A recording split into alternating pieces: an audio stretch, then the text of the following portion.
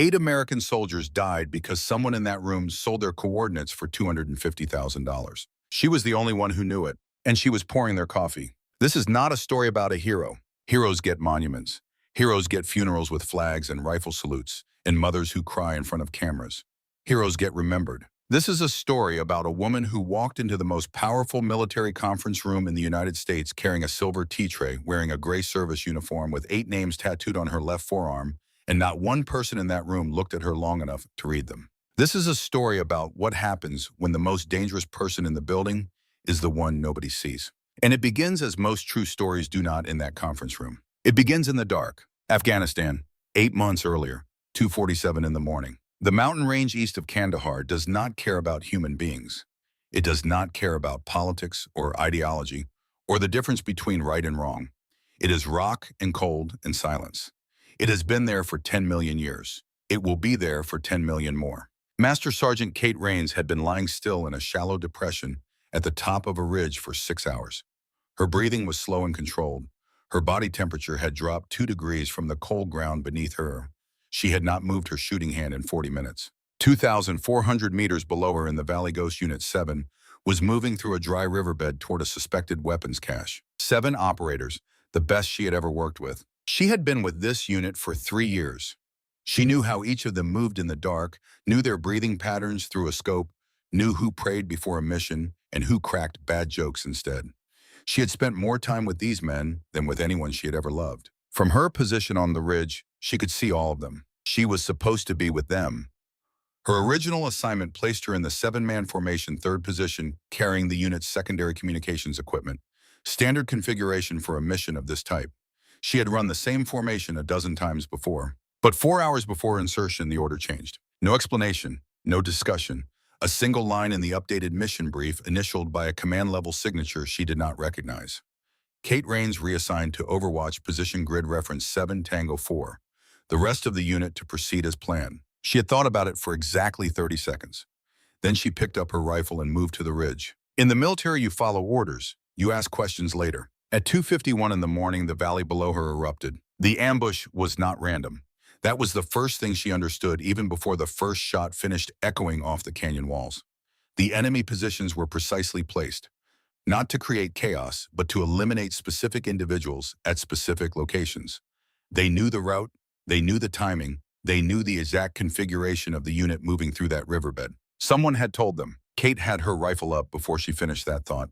She found the first muzzle flash in her scope and fired. She found the second, the third. She was working methodically as she had been trained, identifying and eliminating threats in order of danger to the unit below. Her hands did not shake. Her breathing did not change. But there were too many positions, and the valley was too wide. She stayed on that trigger for 11 minutes, 23 rounds. She counted every one afterward because it was the only thing she could do. The quick reaction force arrived 14 minutes after her first radio transmission. By then, the valley was quiet. She came down from the ridge before the QRF team secured the area. No one told her to. No one could have stopped her. She walked through the riverbed in the gray light before dawn and did what soldiers do after something like this. She confirmed what she already knew from the scope. All 7. She did not cry. Not then. She had learned years before that tears come later in the dark when no one is watching. What she felt standing in that riverbed was something older and quieter than grief. It was the specific weight of being the one who lived. She sat down in the dirt beside Corporal James Harlow. He was 23 years old. He had gotten engaged 2 weeks before deployment. He had asked her to help him pick the ring. She had told him the second one, white gold band, small diamond, clean and simple. He said his girl would hate anything flashy. Kate told him that was probably why she was worth marrying. She pulled a small black notebook from her chest pocket. She had carried it for 2 years. It was the size of her palm, worn soft at the corners, the cover darkened from long contact with her hands. She had bought it at a gas station in Fort Bragg during a supply run on a Tuesday afternoon. It cost $1.19. She opened it to the first page. James Harlow, August 14th, 2001. Recently engaged, asked me about the ring. She wrote the date. Then she moved to the next man and did the same thing. She wrote all 7 names before the sun came up. Name, date of birth, 1 detail. 1 true thing she wanted to remember about each of them. Not their service records, not their commendations, just the thing that made them a person and not a statistic. David Walsh was saving money to buy back his father's farm in Montana. He had shown her a photograph of it once, flat land, big sky, a red barn that needed a new roof. He said it was the only place he had ever felt like himself. Patrick Byrne had a dog named Roosevelt. He talked about that dog the way other men talked about their children. Owen Grady was the unit's worst card player and its best cook. He made chili from scratch in the field using whatever he could find. It was always somehow perfect. Neil Thatcher had been planning to go back to school. Engineering. He had the acceptance letter in his kit bag. Louis Farron called his mother every Sunday without fail, regardless of where he was in the world. He had missed exactly one call in 4 years of service. He never told anyone why. Grant Weston had been with the unit for 6 months. The youngest, still learning. He had told Kate 3 weeks before the mission that he thought this was the best job in the world, and he could not imagine doing anything else. Cole Maddox had been her spotter for 2 years. He knew how she breathed under pressure, how she adjusted for when to tell her to wait, and when to say clear. She had trusted him with her life more times than she could count. She closed the notebook. She put it back in her chest pocket, directly over her heart, which was the only place that felt right. Then she made a decision. She did not tell anyone about the last thing she had noticed in that riverbed. Not the QRF commander, not the debrief officer, not the general who shook her hand at the base and told her she had done everything she could. What she noticed was this: the ambush positions had not been set for a unit in standard formation. They had been set for a unit with 6 men and a spotter moving in tandem. They had not known about the order change. Whoever sold the coordinates had sold the original configuration, which meant the order change, the unexplained reassignment to the ridge that she had followed without question, had saved her life. Someone had known what was coming. Someone with enough access to alter a mission order in the final 4 hours before insertion, and enough reason to pull one person out of the formation without explaining why. She did not know who had signed that order. She spent the next 3 weeks finding out, and then she spent the next 5 months becoming a woman who served tea. The Inspector General's office did not typically recruit combat operators for undercover assignments. Kate Rains was not a typical case. The officer who interviewed her was a quiet man in his late 50s named Web Director Alan Webb Seawine, with the kind of face that had seen enough of the world to stop being surprised by it. He sat across from her in a windowless room at a location she was told not to remember, and he asked her one question. He said, "Do you want to know why, or do you want to make sure it never happens again?" She said both. He said, "Then we have something to talk about." The cover took 6 weeks to build. The documentation was flawless. The training for the role, the posture, the eye contact, the particular kind of invisible deference that support staff are expected to perform in rooms full of powerful men was harder than anything she had done in the field. Not because it was physically difficult, because it required her to disappear. Kate Rains had spent her adult life becoming someone impossible to ignore. A sniper learns to be still, to be patient, to be unseen, but always with a rifle and a purpose and a position of quiet power. This was different. This required her to be dismissed, to be looked through, to be present in a room full of senior officers and register as furniture. It turned out she was very good at it. 6 months of access, 17 documented security violations, 14 incidents of classified information shared outside proper channels, 4 deep cover assets whose identities were casually discussed in unsecured locations by men who had grown so comfortable with their authority that they had stopped being careful with it. She filed every report. She recorded everything. She waited. Because the man who sold Ghost Unit 7's coordinates was not the end of the story. He was the beginning of it. Pentagon, Ring E Conference Room 7, present day. The room smelled like old mahogany and fresh coffee, and the tension that builds when 12 men who are accustomed to being the most important people in any given space are gathered together before 9 in the morning. Admiral Warren Cross sat at the head of the table. He was 62 years old with gray eyes and the posture that comes from 40 years of telling other people what to do. He had 2 Navy Cross medals and a reputation for decisive action that had made him both respected and feared in equal measure. He was not a bad man. That would become important later. To his left sat Colonel Frederick Doyle, 51 years old, thick through the shoulders with the slightly distracted expression of a man who has been carrying a secret so long it has become background noise. Across from Doyle sat General Philip Strand, 58 years old, trim, precise, silver-haired, with the settled calm of a man who is never surprised because he already knows how most situations will unfold. He had been decorated 6 times. He was widely considered one of the finest strategic minds in the American military. Major Elliot Keller sat near the far end of the table, separated slightly from the others by habit. He was 44 with the watchful economy of a man who had spent too much time in actual combat to be comfortable in conference rooms. He had 3 deployments and the instincts that keep people alive in places where instincts are the margin. Captain Dean Mercer sat beside General Strand, leaning back in his chair with the easy confidence of someone who has never had a reason to question his place in a room. Dr. Linda Voss occupied a chair near the wall, a Pentagon civilian analyst in her mid-40s, one of 3 non-military personnel present with the measured expression of someone accustomed to being the only woman in rooms like this. Sergeant Marcus Oakes sat in the corner behind a security terminal, taking notes, watching everything, saying nothing. The meeting had been in session for 12 minutes when the door opened. Kate Rains came in carrying a silver tea tray. She wore a gray service uniform. Her dark hair was pulled back simply. She moved without hurry, without flourish, without any quality that would cause a person to look at her for longer than it took to register that someone was bringing the tea service. Admiral Cross looked at her the way he had looked at the wallpaper. His eyes moved to the silver tray, confirmed it was not a security concern, and moved back to the map spread across the mahogany table. Then he looked again. The door was still open. "Get her out of this room." His voice did not rise. It did not need to. It was the voice of a man who had spent 4 decades issuing commands and having them obeyed before the sentence finished. "We are discussing classified intelligence. Alpha level. Does she have clearance?" Kate continued to the table. She began arranging cups with the unhurried efficiency of someone who has performed this task 10,000 times. She did not look up. Colonel Doyle shook his head. "How does civilian support staff get access during a security briefing?" "I apologize for the intrusion, sir," Kate said softly. Her voice was barely above a conversational level. She did not stop moving. General Strand said nothing. He watched her with an expression that was entirely neutral. Captain Mercer leaned toward the officer beside him and kept his voice at the volume people use when they want to be overheard but maintain deniability. "I'd bet she has never held a real weapon, let alone understood fire support calculations." Soft laughter moved around the table. Dr. Voss looked at the ceiling briefly.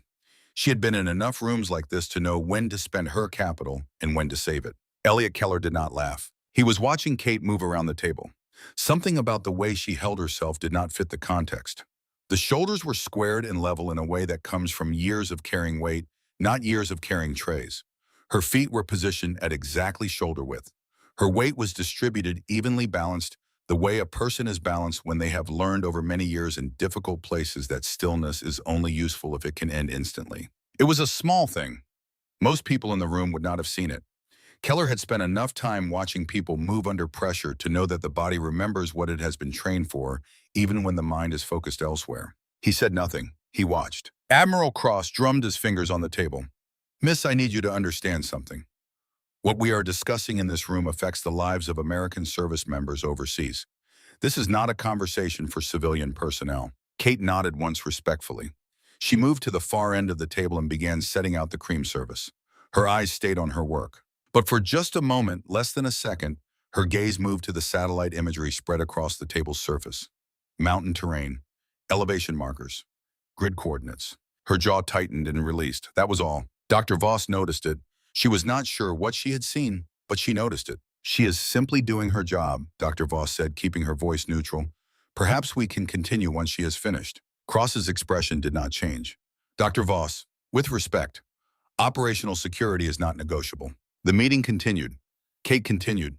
The room stopped looking at her, which was exactly what she needed. Admiral Cross had been speaking for 4 minutes about fire support operations in the Kandahar region when he made a small decision the kind powerful men make automatically without examining it, because they are accustomed to having the authority to do whatever they choose in any given moment. He picked up his coffee cup. He tipped it. The dark liquid spread across a set of briefing papers and moved toward the edge of the mahogany table. "Clean that up," he said to Kate without looking at her. Kate moved to the spill immediately. 2 people in the room caught what happened next. Keller was one. He was already watching her, and what he saw was this. She did not grab the nearest cloth and mop in a straight line, the way a person manages a spill. She worked in a grid. She contained the outer edge, first preventing spread, then moved inward in parallel passes. It was the technique used for chemical spill containment in field environments.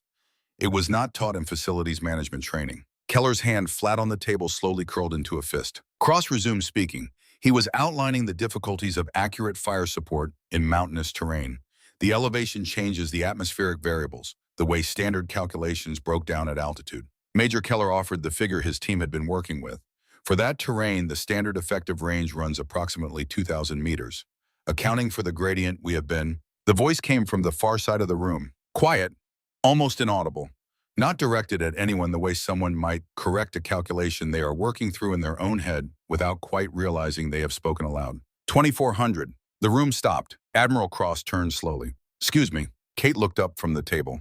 For a fraction of a second, something moved across her face, a decision being made in real time. Then it was gone. I apologize, sir. I should not have spoken. No. Cross's voice dropped to a register that was quieter and more dangerous than it had been a moment before. Please, continue. I just at that elevation with the atmospheric pressure in that region, the effective range calculation would be different. A pause. I read it somewhere. Captain Mercer laughed, short and sharp, designed to reassert the room's consensus about who was allowed to have relevant opinions. Keller was already reaching for his field calculator. He ran the numbers.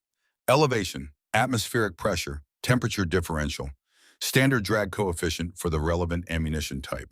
He ran it twice because the first result surprised him. He put the calculator down. She's right, he said. The words landed with the weight of something that could not be taken back. Accounting for altitude and atmospheric conditions in that specific region, the effective range is closer to 2,400 meters. He said it to Cross, but he was looking at Kate. The standard calculation does not hold at elevation. She is right. The silence that followed was different from every silence before it. Cross studied Kate with the expression of a man who has just noticed that the landscape he thought he knew contained something he did not put there. That is quite an educated guess for someone who serves tea. I watch a lot of documentaries, sir. What kind of documentaries? Military history. I find it interesting. Colonel Doyle made a dismissive sound. Watching documentaries does not qualify anyone to discuss tactical operations, but something in the room had shifted. Keller felt it. Dr. Voss felt it. Cross, though he would not have admitted it, felt it too. The meeting continued.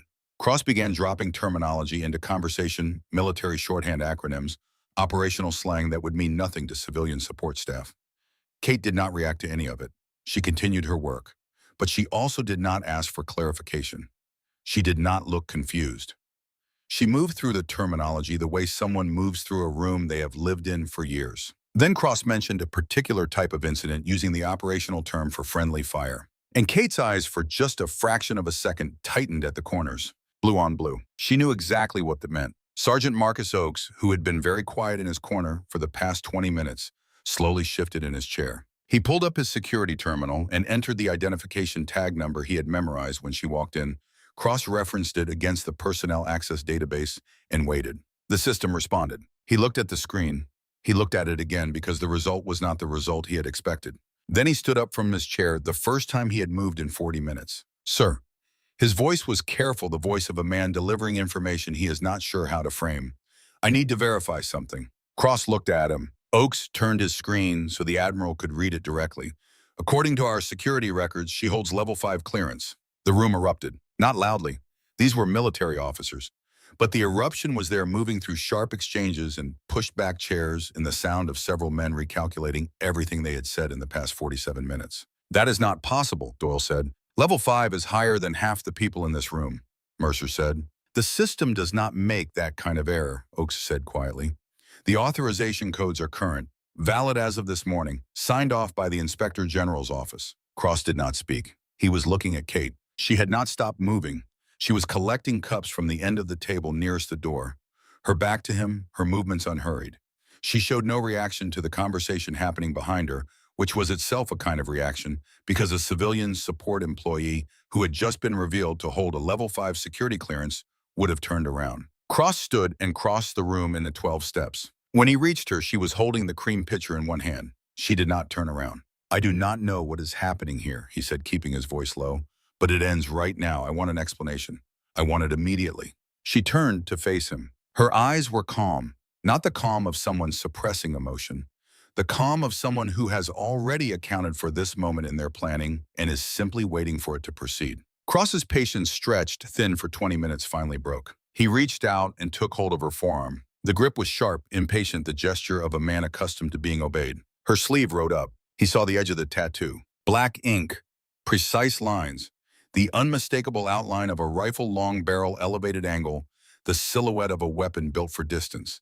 He had seen thousands of military tattoos in 40 years of service. Something about this one, the quality of it, the placement, the way it suggested continuation up the arm, stopped him mid-thought. Kate's voice was quiet. Please do not touch me, sir. She did not raise it. She did not make it a threat. But there was something in it that had not been there before. An authority that does not come from rank or title or volume.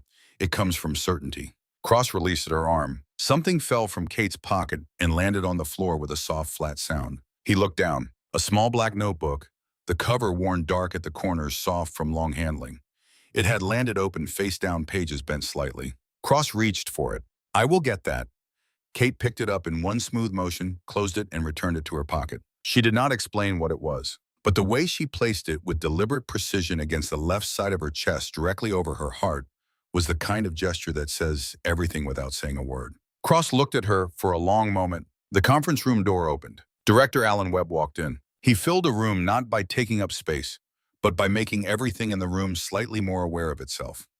He nodded to the assembled officers with the ease of someone who has been in rooms like this so many times that the ceremony of them no longer registers. His eyes found Kate. He offered her a small, specific nod, not the nod of a superior to a subordinate, the nod of one professional acknowledging another. Kate's posture remained unchanged. Cross looked at Webb. He looked at Kate. He looked at the level 5 clearance on Oakes' screen. He looked at the notebook-shaped outline beneath Kate's left hand, pressed flat against her chest. He had been a naval officer for 40 years.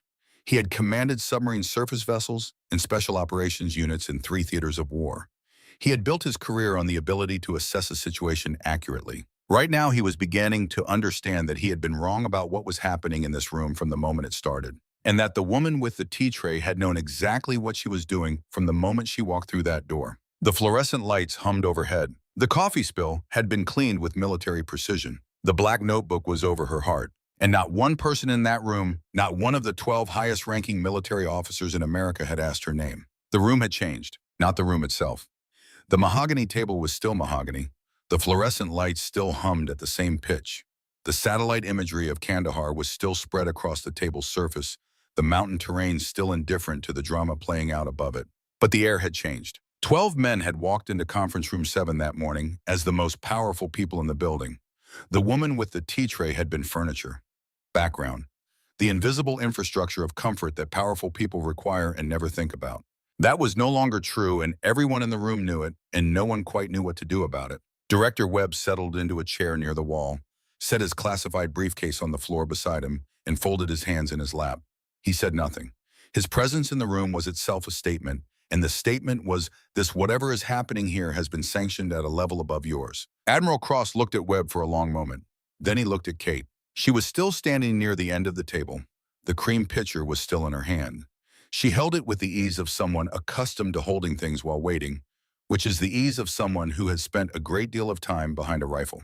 "Who are you?" Cross said. Not a question. The tone of command stripped to its absolute minimum. Kate set the cream pitcher on the table. She did it carefully, without hurry or excess motion. Then she turned to face him directly. For the first time since she had walked through the door of conference room 7, she stood without any quality of deference in her posture.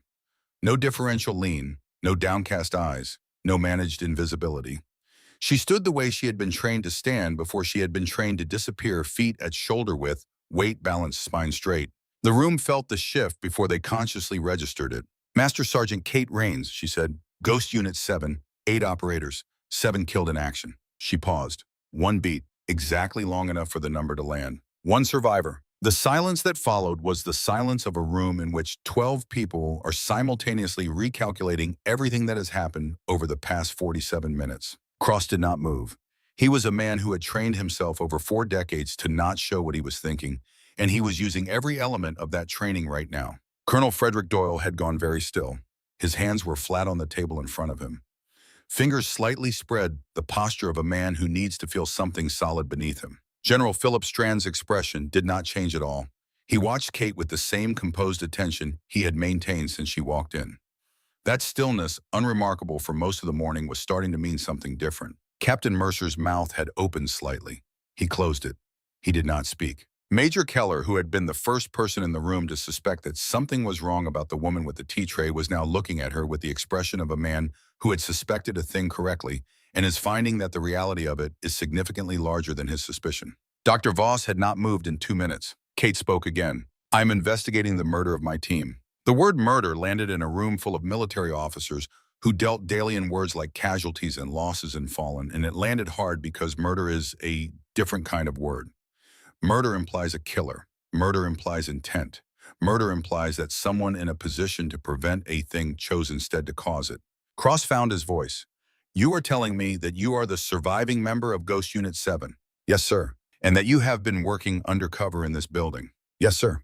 For how long? 6 months. Cross looked at Webb. Webb returned the look with the expression of a man who has answers and is waiting to be asked them in the right order. Cross looked back at Kate.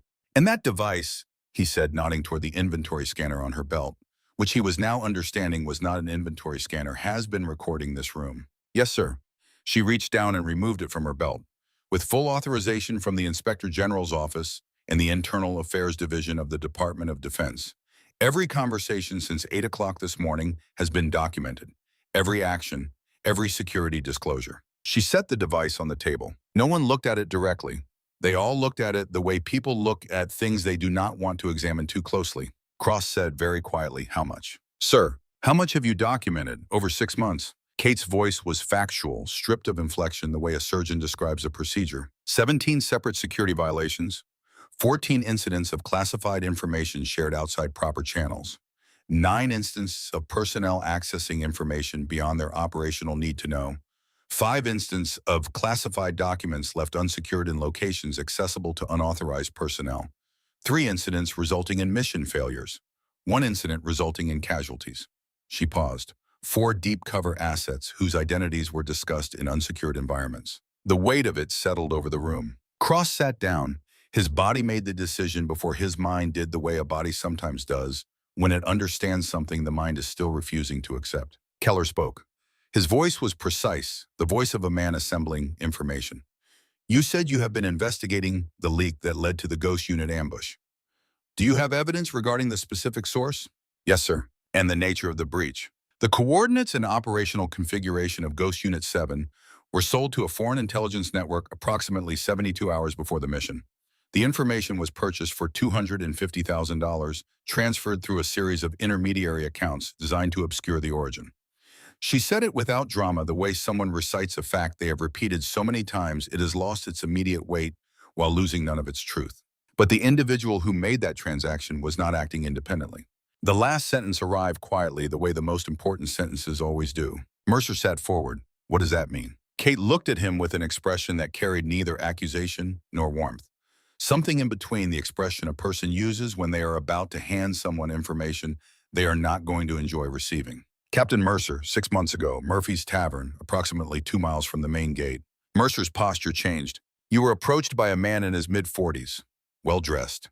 He identified himself as a defense contractor. He bought you drinks and asked about base security procedures, guard rotations, access protocols, clearance levels. I did not give him anything classified, Mercer said immediately. The speed of the response was itself a kind of answer. No, sir, you did not. Kate's voice remained level. The FBI had that individual under surveillance. Your conversation was recorded. You deflected his questions.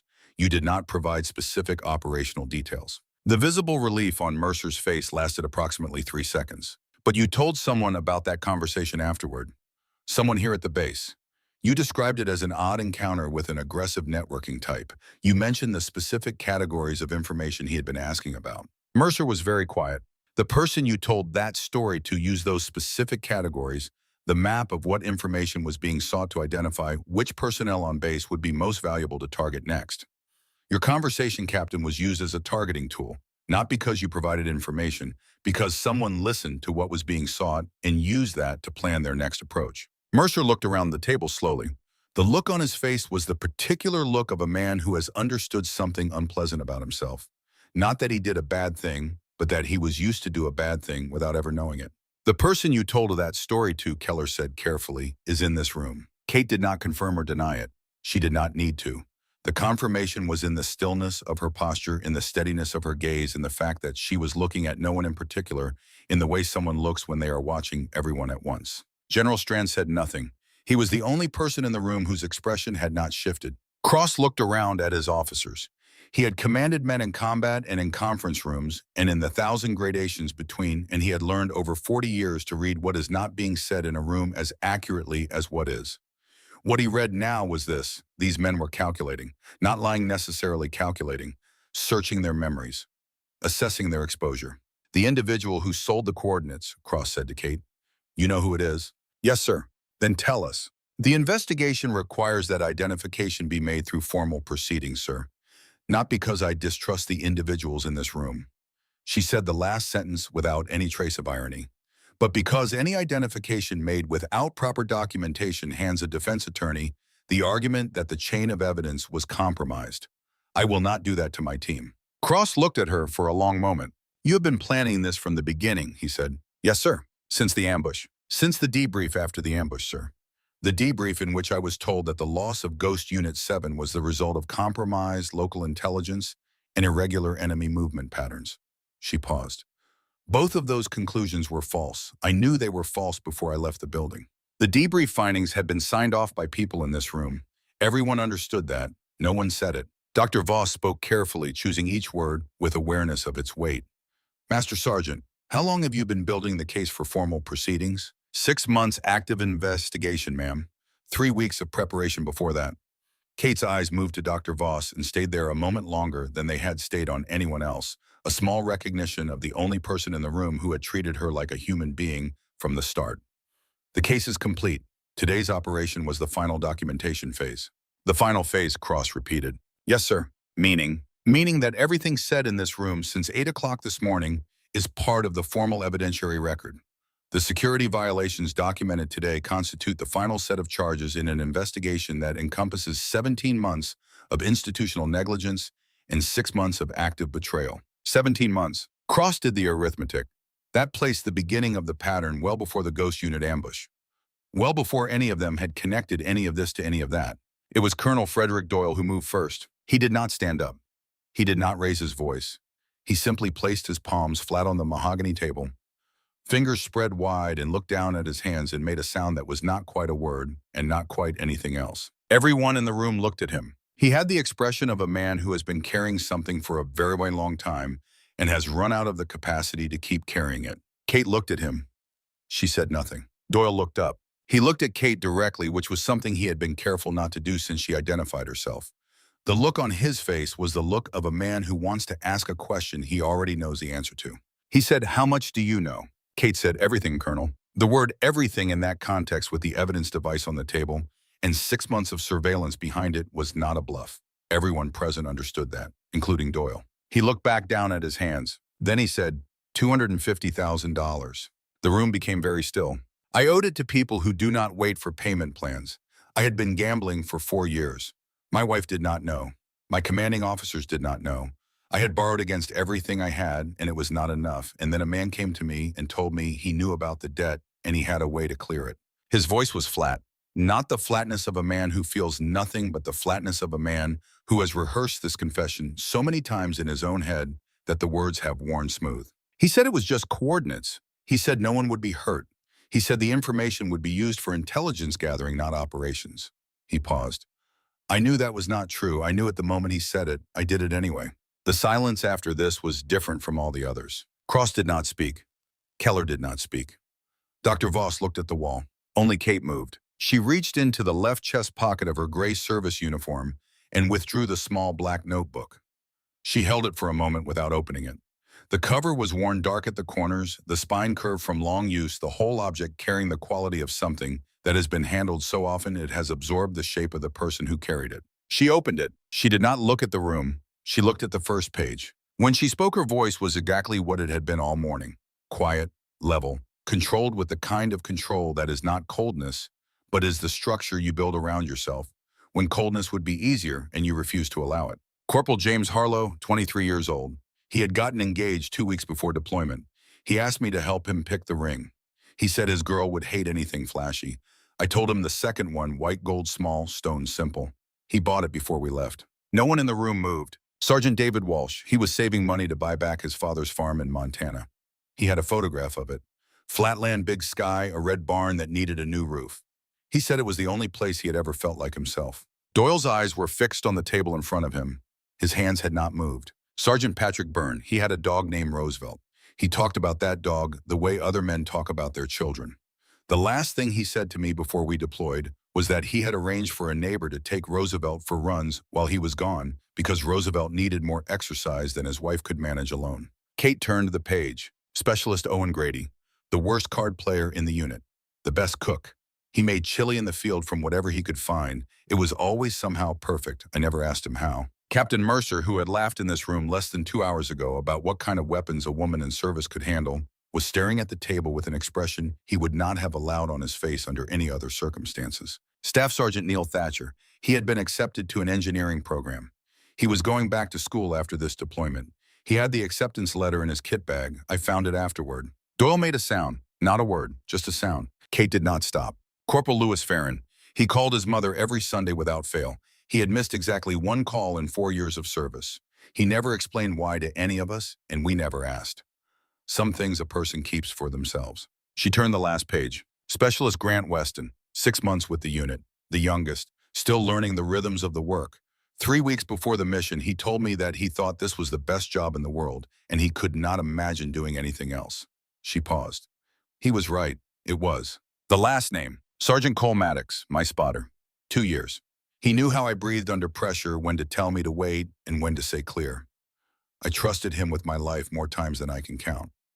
She paused for a single breath.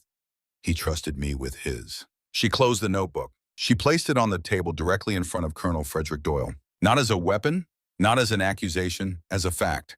As the specific and irreducible fact of 8 people who had existed in the world no longer did. You did not sell coordinates, Colonel, she said. You sold the last 2 weeks of James Harlow's life. You sold the farm in Montana. You sold the dog. You sold the chili and the letter and the Sunday phone calls. She was not raising her voice. She never raised her voice. You sold Cole Maddox's trust in the person covering his back. Doyle was crying. He was not making a performance of it. The tears arrived the way they do when a thing locked inside a person for a very long time finally finds the only exit available to it. Cross was looking at his hands. Keller had his eyes closed. Dr. Voss had not moved in 3 minutes. General Strand was watching Kate. For the first time since she had entered the room, his expression had shifted from its baseline of composed neutrality. He was watching her the way a man watches something he has underestimated and is in the process of revising his estimate of. He was watching her the way a man watches something that has become a problem. Kate picked up the notebook. She returned it to the pocket over her heart with the same deliberate precision she always used, the precision of someone who understands that the object in their care is not replaceable. Then she said to the room, Colonel Doyle was not the architect of this. He was a man in a desperate situation who was identified and recruited by a network designed specifically to find and exploit people like him. That network had access to his financial records, his psychological evaluation, his family situation, and his security clearance level. All of that information exists in exactly one place. The room understood what she was saying before she said it. Military personnel files, classified, accessible only to those with the appropriate clearance and the operational need to access them.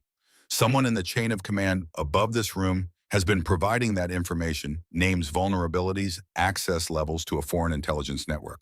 Colonel Doyle was one of 7 individuals identified and recruited using those files. 7. Cross looked up. 7 personnel. Across 3 separate commands, sir, spanning 18 months. Ghost Unit 7 was not the first casualty of this network. It was the most visible one. The magnitude of it was not something the room could absorb all at once. It was the kind of information that keeps arriving, layer after layer, each one revealing that what you thought was the floor was only another ceiling. Cross said, the person who provided the targeting information. Is the subject of this investigation, sir? Yes. And you know who it is? Yes, sir. And you are not going to tell us now? Not yet, sir. Cross looked at her for a long moment. Then he nodded one small, precise nod. The nod of a man who has spent his career making assessments and has just made one. Whatever else had happened in this room today, whatever failures of judgment and basic human decency had occurred in the past hour and 47 minutes, he recognized what was in front of him. He recognized the methodology of it, the patience, the precision, the refusal to compromise, the outcome for the satisfaction of an earlier resolution. He had commanded people like this.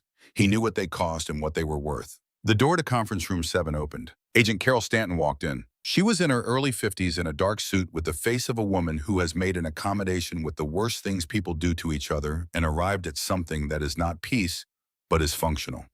Behind her, 2 colleagues carried document cases.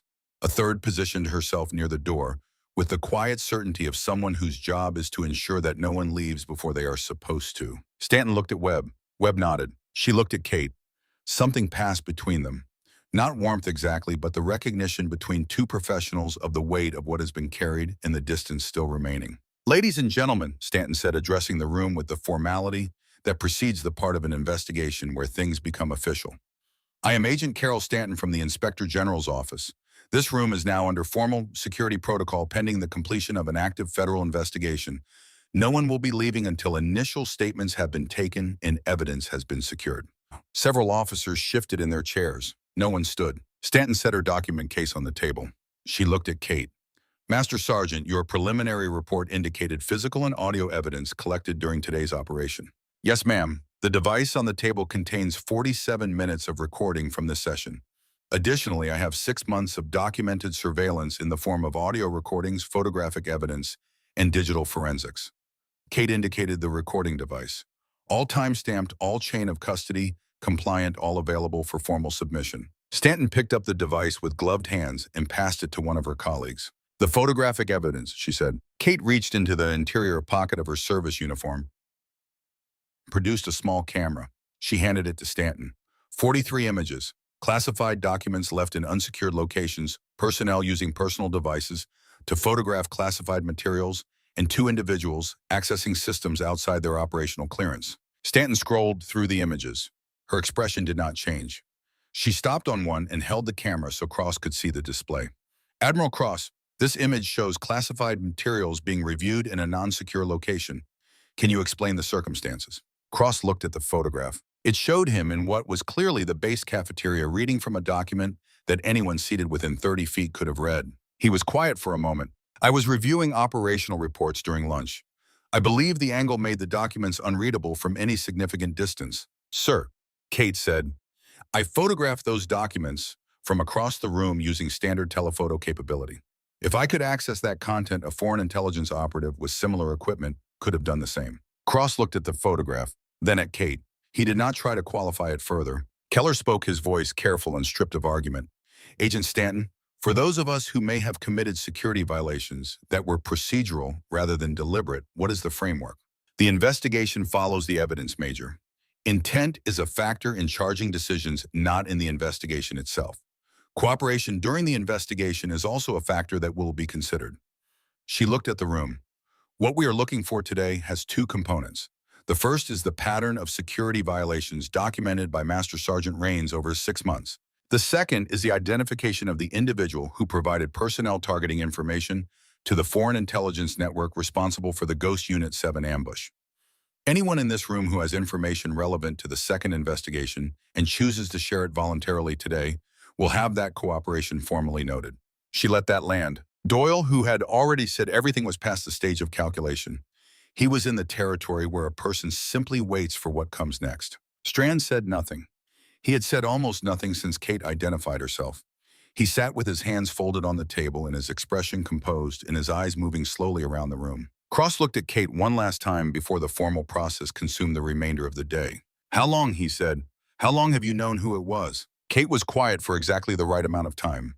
Not evasion, the silence of a person selecting words with care, the way a sniper selects a position, not for speed, but for certainty. Long enough to be sure, sir. The fluorescent lights hummed. The mahogany table held its satellite imagery of mountains that did not care. Somewhere beneath Kate's left hand, pressed flat against her chest, 8 names waited in a worn black notebook for the justice that had been 8 months in the making. The door was guarded. No one was going anywhere. And the most dangerous person in the building stood with her hands at her sides and waited with the absolute stillness of someone who has been waiting for 8 months and knows with complete certainty that the waiting is almost done. The individual interviews began at 11:43 in the morning. Agent Stanton's team moved with the quiet efficiency of people who understand that consequential work is not dramatic. It is methodical. It is the careful, unglamorous process of sitting across from a person and asking questions and following each answer to the next question, the way a surveyor follows a line through difficult terrain, not because the path is easy, but because the destination matters. They used 3 separate rooms. Doyle went first with a federal attorney he had not asked for, but accepted without protest because he had already said everything that mattered in the room where it counted, and what remained was paperwork. Mercer went second, visibly shaken, answering questions about Murphy's Tavern and the conversation he had replayed in his head 100 times since being told what it had been used for.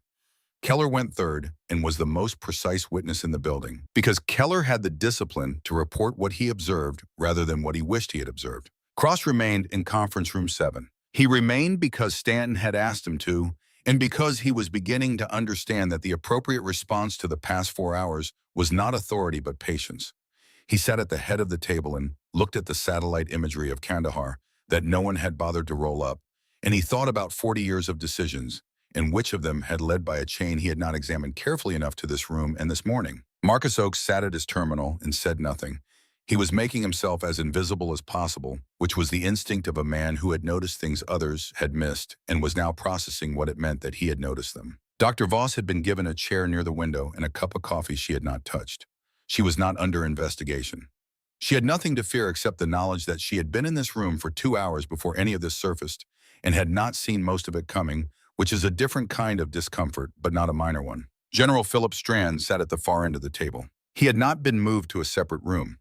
Stanton had asked him with the particular politeness of a federal agent who was not actually asking to remain where he was. He had agreed without comment. He sat with his hands folded on the table and his posture correct and his expression in the same composed neutrality it had occupied since 8 o'clock that morning. Kate stood near the window, not performing patience, just exercising it the way you exercise a muscle so long trained that it no longer requires conscious attention. Stanton returned to conference room 7 at 12:19. She set her documented case on the table and opened it without preamble. She had the manner of someone in the middle of a long task, allocating their energy accordingly. Master Sergeant Rains, the access logs. Kate nodded. Stanton set 3 printed documents on the table. Database records for the classified personnel files covering the 18 months prior to the Ghost Unit 7 ambush. The log shows 41 separate access events for the relevant files. Of those, 37 are accounted for by standard operational requirements, routine reviews, update protocols, background check processes. 4 are not. She turned the documents to face the room. The 4 unaccounted accesses occur at irregular intervals over a 14-month period. Each access involves the personnel files of individuals who were subsequently identified as targets of the foreign recruitment network. The timing of each access precedes the initial recruitment contact for each individual by approximately 3 to 6 weeks. She let that sit for a moment before continuing. The access credentials used for all 4 events belong to a single account. That account is registered to an individual with the clearance level and the administrative authority to access those files without triggering a standard review flag. She looked up from the documents. General Philip Strand. Cross looked at Strand. Keller, who had come back into the room, looked at Strand. Oakes stopped pretending to look at his terminal and looked at Strand. Strand looked at the documents. He looked at them with the expression of a man examining evidence he has known would eventually surface and has spent considerable time deciding how to respond to when it did. The expression was not guilt, it was not fear.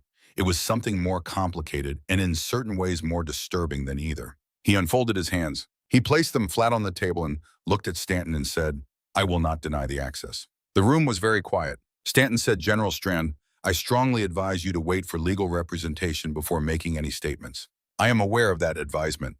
He said it evenly, not defiance, not theater. The tone of a man who has made a decision and intends to follow it through. "I have been aware of this investigation for several weeks. I have had time to consider what I want to say and when I want to say it." He looked around the room at Cross, at Keller, at Voss, at Kate. "I would prefer to say it here before it becomes a document in a file that no one reads." Stanton looked at Kate briefly. Kate's face did not change. Stanton said, "You may proceed." Strand took a moment.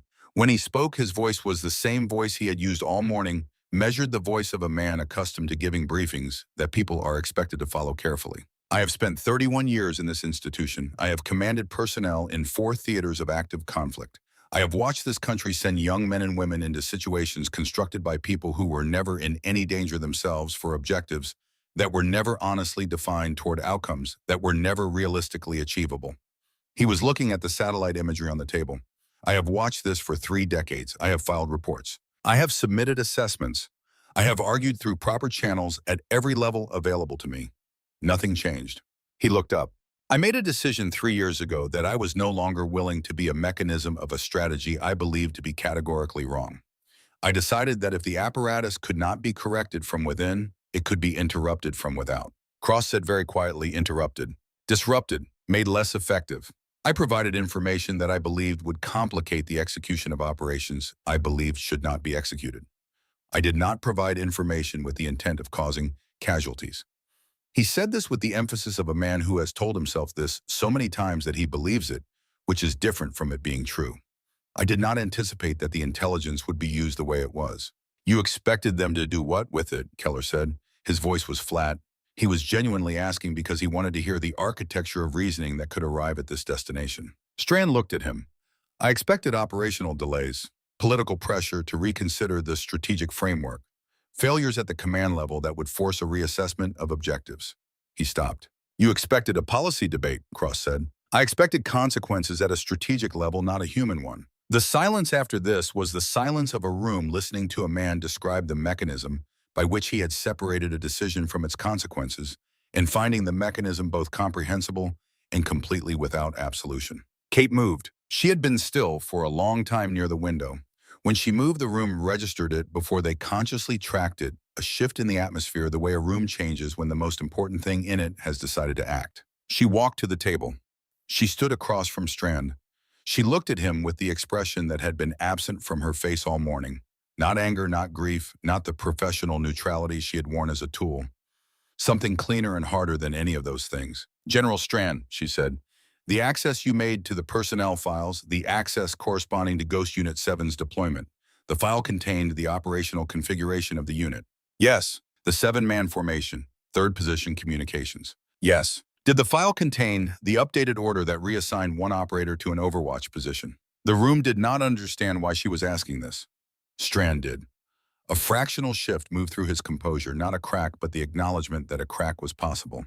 The reassignment was a last-minute change, he said. It would not have been in the file I accessed. So the information you sold described a 7-man unit moving through the riverbed in standard formation.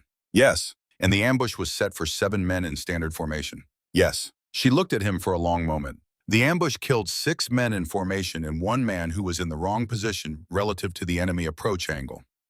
The 7th operator, the one in the overwatch position, was 2,400 meters from the kill zone, outside the parameters of the ambush, outside the parameters of the information you sold. She did not say, I am that operator. She did not need to.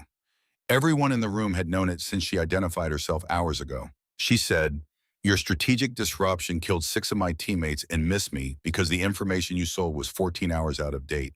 The only reason I am standing in this room is because someone changed my orders and you did not know. Strand held her gaze. He had maintained composure through 31 years of command and through the past 5 hours of the most significant exposure of his professional life. He held it now, but the maintenance of it was visible for the first time.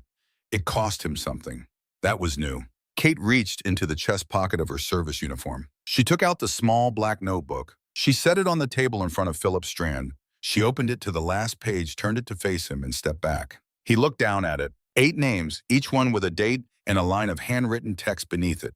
Small and precise, written slowly and with care. Harlow, Walsh, Byrne, Grady, Thatcher, Farron, Weston, Maddox. Strand looked at the notebook for a long time. He said finally, I am sorry. Kate said nothing. That is insufficient. I understand that it is insufficient. Yes, Kate said, it is. She reached across and closed the notebook and picked it up and returned it to the pocket over her heart.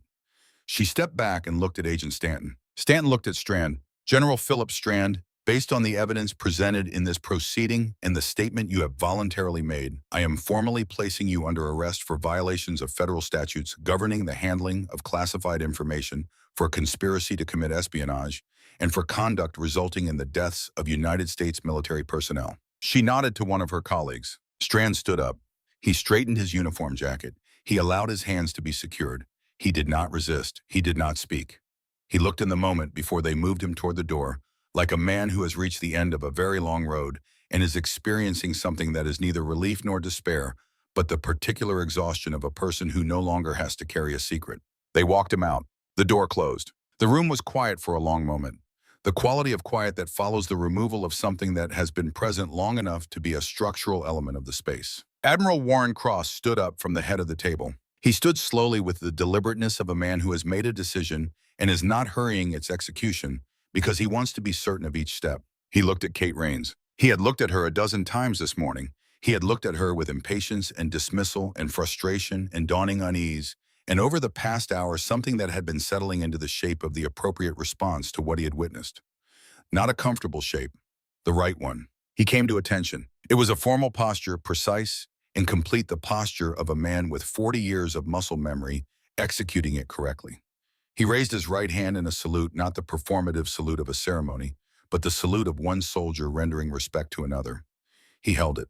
Keller stood and rendered the same salute. Oakes stood from his terminal. Dr. Voss stood, and though she was a civilian and the form was not available to her, she put her hand to her chest in the instinct that precedes protocol, the instinct that says this is the moment and it deserves a gesture. Mercer, who had come back into the room in time to see Strand arrested, stood and saluted without hesitation and without the ease that earlier characterized him. He stood with the solemnity of a man who is grateful for the opportunity to do one thing right in this room. Kate looked at the people standing around her. She came to attention. She raised her hand and returned the salute with the precision of someone for whom the gesture is not ceremony, but language, the specific language that soldiers use when words have reached their limit and something must be said anyway. She held it for a moment. Then she lowered her hand. "Thank you," she said, quietly, without excess. Cross lowered his hand. He said, "Master Sergeant Rains, I owe you an apology that I do not know how to make adequate to what it needs to cover. Sir, I treated you with contempt this morning. I failed to follow basic security protocol. I was dismissive of a decorated veteran conducting an authorized federal investigation. I made physical contact with a federal investigator without consent." He said each item without mitigation because he had spent 40 years expecting accountability from people under his command and understood that the expectation had to run in every direction or it meant nothing. "I am formally apologizing. I understand the apology does not address the systemic failures that led to the deaths of your team. I am not pretending that it does."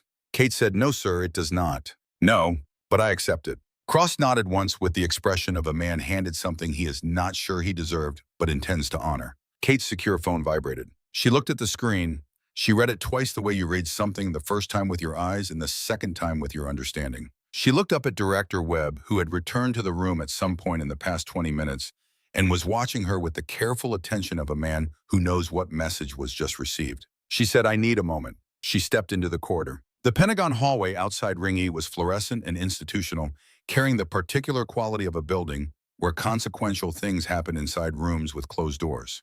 Somewhere in this building, Frederick Doyle was being processed for formal charges. Somewhere in this building, Philip Strand was being walked toward an outcome he had built for himself over 3 years of decisions. Kate read the message again. It was from Colonel Hartwell at CENTCOM. 3 sentences, short and factual, the way messages are written when the facts are complicated enough without decoration. General Raymond Burke, irregular communication patterns identified over the past 6 weeks, foreign contact dossier flagged by NSA, scheduled meeting with Master Sergeant Rains at 700 tomorrow per prior arrangement. Subject is unaware of investigator's survival status. She put the phone in her pocket. She stood in the hallway for a moment. The fluorescent lights were the same as everywhere else in the building. The floor was the same floor. She took out the black notebook. She had opened it dozens of times in the past 8 months. She knew the pages by touch, the slight difference in texture where the pen had pressed harder on certain words, the small crease on Walsh's page from where she had folded it back in the field, the way Maddox's page was slightly darker at the corner from where her thumb rested most often when she held it. She turned to the page after Maddox. She had turned to this page exactly once before, 3 weeks into the investigation, at 2 in the morning, in a temporary housing unit at a base she was not supposed to be at under her real name. She had picked up the pen and held it over the blank page and sat there for 11 minutes. Then she had put the pen down and closed the notebook. She turned to it now. She looked at it, blank still, the paper faintly lined, waiting. She uncapped the pen she kept beside the notebook in her chest pocket. She began to write. Raymond Burke, January 3rd, 1959. She stopped. She looked at what she had written. She looked at it for a long time, the way you look at something you have been approaching from every angle for months and are now seeing straight on for the first time. Burke had trained her. Not officially. There was no formal program, no documented mentorship, no paperwork that said Raymond Burke was responsible for the development of Kate Rains as a military intelligence operative. But informally, in the way that the most important professional relationships always are, he had been the person who saw what she was capable of before she fully understood it herself. He had recommended her for Ghost Unit. He had written the assessment that moved her from a standard sniper designation to a special operations clearance. He had been over 9 years the consistent voice that said, "This person has something rare, pay attention to it." She had trusted him the way you trust someone who has seen you accurately. She looked at the names she had written. Then she uncapped the pen and drew a single line through it. Clean and deliberate, the way you cross something out when you are certain but want the certainty recorded. She closed the notebook and put it back over her heart. She stood in the corridor for another moment, not moving. Burke had known. She had understood this from the moment she read the name on the reassignment order 8 months ago. She had filed it carefully in the part of her mind where she kept things that were not yet evidence and were too important to lose. She had investigated it the way she investigated everything, without rushing to a conclusion, following what the evidence actually said rather than what she wanted it to say. What she found was this: Raymond Burke, in the 72 hours before the Ghost Unit 7 deployment, had intercepted a fragment of intelligence indicating that the mission coordinates had been compromised. The fragment was incomplete. It named no source. It provided no specific timeline. It was the kind of intelligence that cannot be acted on publicly without revealing how it was obtained and potentially collapsing an ongoing operation that had taken 18 months to build. Burke had not been able to stop the mission. He had not had enough to justify canceling it through formal channels without explaining what he knew and how he knew it, which would have ended an operation still capable of identifying the network behind the leak. He had made a decision. He had filed a routine administrative reassignment, initialing it with a signature that could belong to any of a dozen command-level officers, moving one operator from an information position to a remote Overwatch location. One person pulled 2,400 meters from the kill zone. Operationally logical, the Overwatch position required a sniper.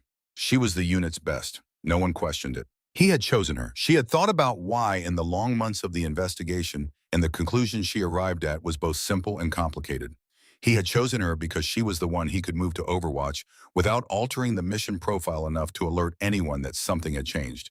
He had chosen her, and he had not told her, and he had lived for 8 months with the knowledge of what that choice had cost and what it had preserved. She had not decided how she felt about this. She was not sure that how she felt about it was the right frame. He had saved her life.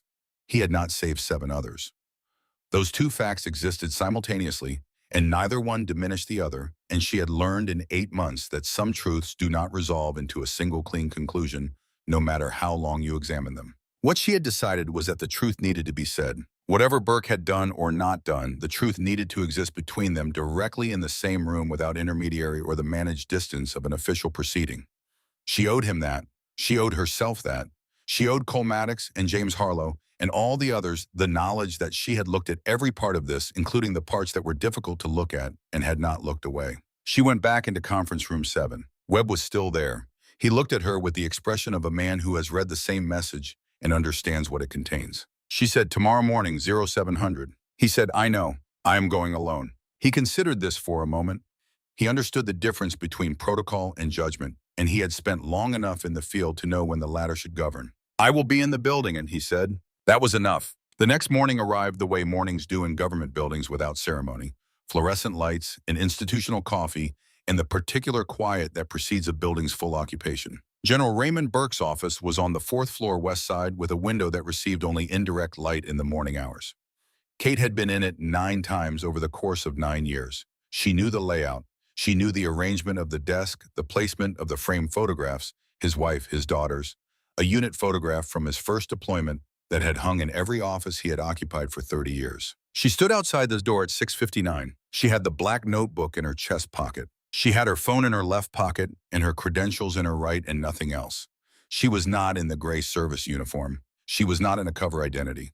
She was in her own clothes, which was the most complicated thing to be after 8 months of being someone else. At 700, she knocked twice and opened the door. Raymond Burke was at his desk. He was 67 years old, with white hair and the careful posture of a man who had once been very physically capable and now maintained his body the way you maintain something you respect.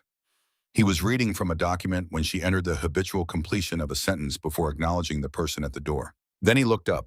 He was still for a moment. 2 seconds, perhaps 3. His face did something that was not one thing. It was several things simultaneously: recognition and relief and grief, and the specific expression of a person who has been carrying a weight for a long time and has just seen the possibility of setting it down. He said, "I knew you would find your way back." His voice was quiet.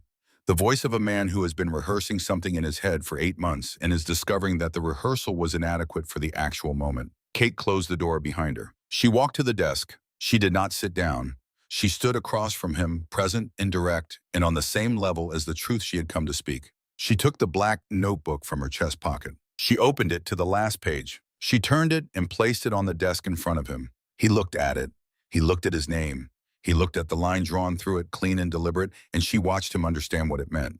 Not just the line, but the process that had led to the line, the decision made and unmade, and made again over 8 months. I almost wrote your name, she said. He looked at the line for a long time. The others, he said. His voice had changed. The steadiness was still there, but something beneath it had moved the way a structure shifts when one load-bearing element has reached its limit. I have thought about them every day. I know you have. I could not. The intelligence was fragmentary. I had 72 hours and no clean option, and nothing that would hold in a formal cancellation review. If I had revealed what I knew, it would have exposed an 18-month operation and burned assets who were still... He stopped. I know, Kate said. That does not... No, it does not. They looked at each other across the desk. It was the look of two people who have arrived at a place where there is no adequate language, where the things that need to be said are too large for the words available, and who have both spent enough time in difficult circumstances to know that sometimes the absence of language is itself a kind of truth. Burke looked at the line through his name. Why did you cross it out? He said. Kate was quiet for a moment. She had thought about how to answer this question, and in the thinking she had found that the honest answer was also the only one available. Because you saved my life when you did not have to. Because you have been carrying what you could not save for 8 months, which is its own kind of sentence. She paused. And because Cole Maddox would have told me that the line between a right decision and a wrong one is sometimes the same line drawn from the same position with the same hand. He was the kind of man who understood that. Burke closed his eyes for a moment. When he opened them, he looked at the notebook. What happens now, he said. You will be formally interviewed regarding the flagged communications. The process will take its course. She picked up the notebook and returned it to the pocket over her heart. I will provide a full account of what I found regarding the reassignment order. What the investigation determines from that account is not my decision. No, he said, no, it is not. But you will tell them what you knew and when you knew it. It was not a question. Burke looked at her. He was a man who had spent 67 years building a particular understanding of what integrity required and who had spent 8 months knowing that a reckoning was coming, that his understanding of integrity required him to meet without evasion. Yes, he said, I will tell them everything. Kate nodded. She turned to leave. She had her hand on the door when he spoke. Kate? She stopped. He said Maddox in the valley at the end. Did he know? She stood with her hand on the door. He would have known I was still on the ridge, she said. He would have known I was shooting. Burke said nothing. Cole always knew where I was, she said. That was the whole point of the work we did together. She opened the door and walked out into the hallway. 3 weeks after that morning, General Raymond Burke submitted a full voluntary disclosure to the Inspector General's office. The document was 72 pages. He named every fragment of intelligence he had held, every decision he had made, every calculation that had led to the reassignment order. The investigation that followed would take another 18 months to complete. The outcome, the specific weight of consequences assigned to a man who had withheld critical intelligence in order to protect a larger operation while saving one life he had no authorization to save, was not yet determined when Kate filed her final report and closed the case. She did not testify for the prosecution. She did not testify for the defense. She submitted her written account and let the process run without her, because some things have to be settled by the institution, even when the institution has failed, because the alternative to a flawed system of accountability is not a better system. It is no system at all. Colonel Frederick Doyle cooperated fully with federal investigators and provided detailed information about the foreign recruitment network that had targeted him. The cooperation was noted in the charging documents. The charges stood. General Philip Strand was charged with espionage, with conspiracy to commit espionage, and with conduct resulting in the deaths of American military personnel. He maintained throughout the legal proceedings that he had not intended casualties. The court found that intention was not the relevant question. Captain Dean Mercer was cleared of all charges. He requested assignment to a new command and volunteered for a security training program being developed to help military personnel recognize and resist foreign recruitment approaches. He was approved for both. Admiral Warren Cross received a formal reprimand for the security violations documented during the Conference Room 7 operation. He accepted it without appeal. He retired 8 months later. In his retirement remarks, he did not mention Kate Raines by name. He spoke at length about the difference between authority and leadership and why the two are not the same thing, and what it costs when a person in a position of power confuses them. Major Elliot Keller was promoted. Sergeant Marcus Oakes continued his work in security operations and submitted a commendation nomination for Master Sergeant Kate Rains that was approved at the highest level. Dr. Linda Voss wrote an internal report on the institutional dynamics of that morning in Conference Room 7, specifically the way in which assumptions about role and gender had functioned as a security vulnerability, allowing a highly credentialed operative to operate without detection in a room full of senior officers for 47 uninterrupted minutes. The report was classified. It was also widely read. The morning Kate filed her final account with the Inspector General's office, she walked out of the building into the early light of a city that had not stopped moving for any of the things that had happened inside it. She did not have a next assignment yet. She had been offered a position leading a joint task force focused on identifying and countering foreign intelligence recruitment efforts within the military, and she had said she needed time to think about it, which was the truth. She had been thinking about something else for 8 months and was not yet ready to think about something new. She walked for a while without direction. She had the black notebook in her chest pocket. She had carried it there every day for 8 months, and she would carry it there for the foreseeable future, because some things you do not put down simply because the immediate reason for carrying them has concluded. The reason changes shape. The carrying continues. She stopped at a bench in a small park near the edge of the complex and sat down. She took out the notebook. She opened it to the last page. His name was there, written and crossed out, clean and deliberate. The line that meant she had looked at every part of this and made a decision about what the looking required of her. Not forgiveness, not condemnation. The harder thing, which is to hold a complicated truth steady in both hands without resolving it prematurely into something simpler than it actually is. She turned to the first page. James Harlow, August 14th, 2001. Recently engaged. Asked me about the ring. She read through all 8. She did this every day. She would keep doing it not because she feared forgetting it she would not forget, but because the reading was the thing she could still do. The small daily act of refusing to let 8 lives become 8 statistics in a classified file that fewer and fewer people would open as the years went on. She closed the notebook. She sat in the early light for a moment, in the particular quiet of a person who has finished something large and is at the threshold of whatever comes next, not yet crossing it, just standing there with the weight of the completed things still present and the shape of what is coming not yet fully visible. She thought about Cole Maddox. She thought about what he would have said about all of this, the months of the operation, the morning in Conference Room 7, the line drawn through the name on the last page. He would have said something direct and accurate and probably slightly irreverent the way he always did, and she would have told him he was right the way she usually had to. She thought about James Harlow and the ring she had helped him choose. She hoped his girl had liked it. She had no way of knowing. She thought about it anyway. She put the notebook back in her pocket over her heart where it belonged. She stood up and walked forward into the morning toward whatever came next. One question she would carry alongside everything else. Not because she expected an answer, and not because the lack of an answer was a wound, but because it was the honest question, and honest questions deserve to be held. When the system fails and one person acts alone to save one life at the cost of 7, is that loyalty? Is it betrayal? Or is it simply the impossible arithmetic of a moment when there are no good choices and a person makes the only one they can see and lives with everything else? She had crossed out his name. She had not written it back. She walked on. The 8 names went with her, the way they always had and the way they always would not, as a burden, not as a wound, but as the specific and irreplaceable weight of people who had existed and mattered, carried forward by the one who came back into every room she would ever walk into for the rest of her life.